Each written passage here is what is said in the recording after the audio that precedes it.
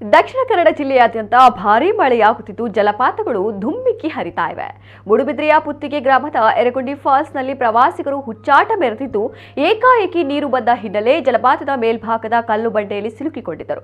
ಈ ವೇಳೆ ಸ್ಥಳೀಯರು ರೋಪ್ ಹಾಕಿ ಐವರನ್ನ ರಕ್ಷಿಸಿದ್ದಾರೆ. ಆದರೆ ಇಂತಹ ಘಟನೆಗಳು ನಡೆದರೂ ಕೂಡ ಪ್ರವಾಸಿಗರು ಸ್ಥಳೀಯರ ಮಾತು ಕೇಳದೆ ಜಲಪಾತದ ಮೇಲ್ಭಾಗಕ್ಕೆ ಹೋಗುತ್ತಿರುವುದು ಮುಂದುವರೆದಿದೆ.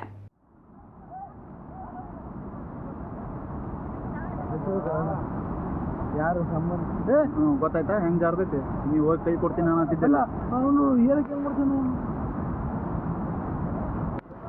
ಸಾಕಾಗ್ತಿತ್ತು ಎಲ್ಲ ಸಾಧ್ಯ ಹೋಗೋದು ಕೆಲಸ ಇಲ್ಲ ಅವರು ಕಷ್ಟ ಆಗಬೇಕು ನೋಡ ಇನ್ನ ಕಾಲು ಇಳ್ಬಿಡ್ತಾ ಜಾರತ್ತಾರ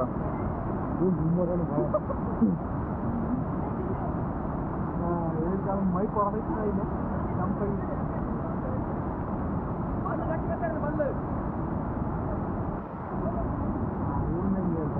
ಯುದ್ಧವೇನಲ್ಲ ಕೆಲಸ ಮಾಡ್ತಾನೆ ಹಾಗೇನಲ್ಲ ಅಂತ ಅಲ್ಲಿ ಇಟ್ಟಿದ್ರೆ ಐತೆ ಹಿಂಗೆ ಆಗಿತ್ತು ಬರುತ್ತೆ